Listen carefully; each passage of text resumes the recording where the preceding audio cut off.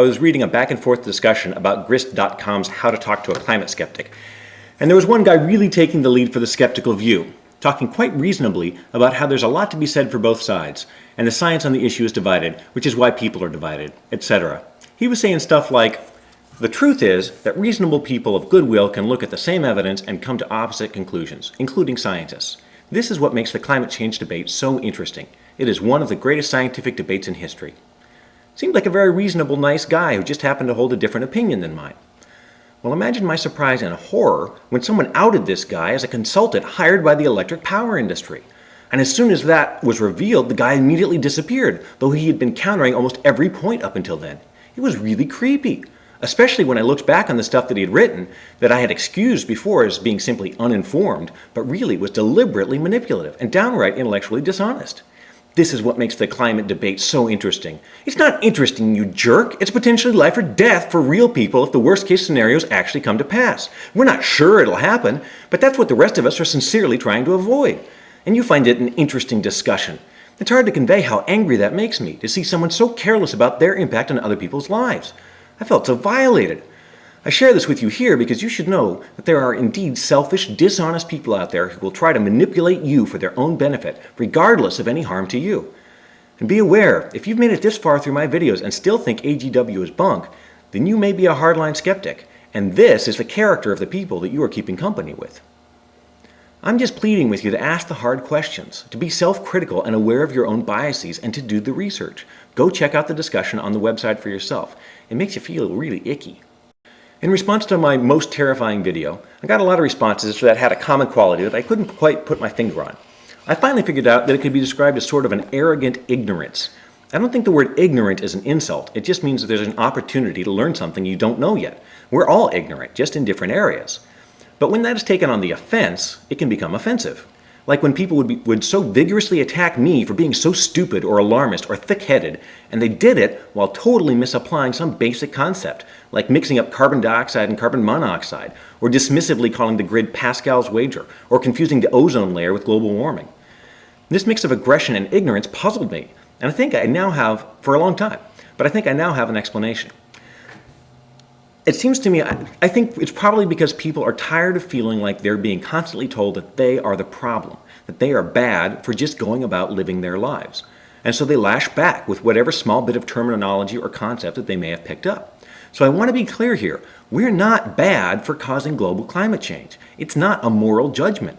We're just doing stuff that ends up being bad for us. What's the saying? Don't poo in your own bed? That's really all we're talking about. Okay.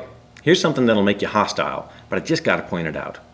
I came across a cynic on realclimate.org who observed that there seem to be three phases of skeptics' responses to environmental problems. Phase 1, there is no problem. Phase 2, okay, there's a problem, but it's exaggerated and not really serious. Phase 3, now it's too late to stop it. I share this because it was stunning how well the comments I got on my previous video tracked with these phases. It really wasn't funny how many times I got comments along the lines of, actually the globe isn't warming, it's the urban heat island effect. There are actually entire web projects devoted to bulldogging the data collection sites. Check them out if you're looking for a hobby to get you outdoors. Or there is little argument on the existence of global warming, but there's still a lot on its causes. That one creepily reminded me of how careful that corporate guy in the grist.com discussion was to appear reasonable. Or, in the next 20 years, China will triple its emissions no matter what. It can't be stopped. Where's the phase in that progression where the problem is big enough to be acknowledged as important, but not yet so big as to be intractable? Can you imagine what that situation would look like? And if you can't imagine such a scenario that would convince you that action is both necessary and still possible, shouldn't that send up a little red flag about your thinking? Here are some of the more outlandish comments my videos got from diehard skeptics, in bursts of sometimes surreal logic.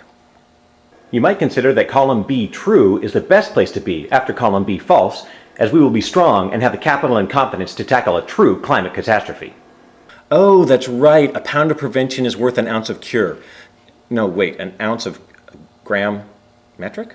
I would rather be strong enough to face any threat that may or may not materialize than to be weak and find out we did the wrong things to stop a real threat that arises, whether it be from the weather or from somewhere else. Remember the planet-killer asteroids? What about an ascendant Chinese-Russian communist alliance? How could we defend ourselves and react to those things, which are actual demonstrable long-term threats, if we have so weakened ourselves because we are afraid of a possible longer growing season in Canada? Actual demonstrable long-term threats? I really wonder how he would go about deciding that something is an actual threat, since in the case of climate change, official statements by the most capable and respected groups of professionals in that field don't seem to be enough for him. And yet a Chinese-Russian communist alliance qualifies as an actual demonstrable threat. Maybe I haven't been reading the papers carefully enough lately. And it's the longer growing season in Canada that has everyone in a tizzy? Did I look away for a second? Are we talking about the same thing? Scientists can say the sky is falling all they want, and they've been doing it for centuries. But until I see it, I don't want policymakers getting their hands on my prosperity and my independence. So I've just got to sit and take whatever the natural world dishes out until you've been personally inconvenienced enough to agree to let us take action, despite whatever some trained scientist may think. Thanks a lot. He's definitely not an alarmist about big government.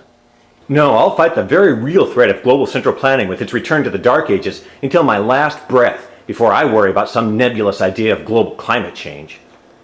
Sounds like this guy's pretty level-headed, doesn't get too excited or overreact about things.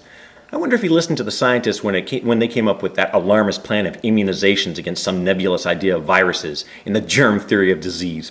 Germ theory. It's just a theory. If we squander our resources on speculative global warming and then we're left exhausted and poor, what happens when we have to face a real threat, like the asteroid Apophis, which might intersect Earth in 2036? I looked that one up. That reasoning is just bizarre.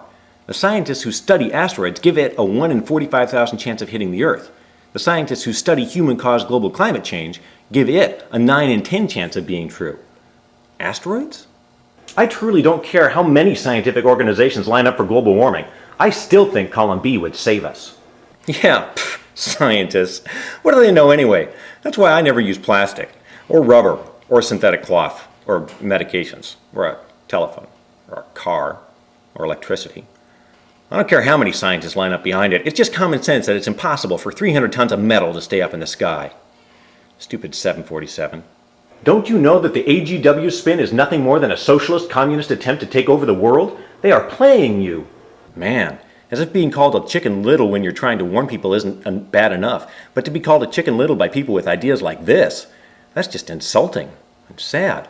Doesn't a socialist communist attempt to take over the world have just a smidge too much comic book in it to not be laughed at?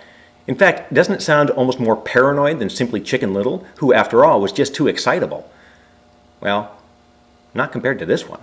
So what we have witnessed in the global warming debate is a perfect storm of anti-Christian philosophies parading as science. Materialists, socialists, and left-leaning types found common cause with neo-pagans and anti-Christian spirituality to advocate a new world order dressed as a movement to save the planet. Wow, I'm kind of surprised he didn't throw in there people who eat their bread with the butter side down. Action would lead to government control of our lives. Couldn't a private organization deal with this? Look, we already tried laissez-faire and it didn't work. Everyone agreed that it sucked. Tragedy of the commons and all that. Pay attention in class there, buddy. The climate has changed before. It's inevitable. Oh, right, I get it. It's going to happen sometime anyway, so why get all up in a hissy fit when it threatens? Sort of like dying is inevitable, so don't worry so much about trying to avoid it. Because action on global climate change doesn't generate wealth, it would be an overall drain on the economy. My God, you're right. I hadn't thought of it that way. Anything that doesn't actively generate wealth must have no value at all, like disaster preparation, or a standing army, or air traffic control. Let the invisible hand of the market gently move one plane to the side when it's on a collision course with another. Yeah, I think that'll work. A lot of people expressed that they'd pick column B on the grid because it contained the only box in the whole grid that they liked the look of. It was the only one with a happy face. But is that how you decide the fate of the planet? And I can't help but think about how, by that logic, someone standing on the road in the way of an out-of-control truck would choose to just stand there instead of jumping into the muddy ditch, because the only scenario where he ends up unequivocally happy is the one where he stands still and the truck happens to swerve around him. Sweet, didn't even musk my hair. Sorry, sassy again. But don't these objections strike you as being a little more towards the side of fearful dogma and a little less towards the side of rational assessment?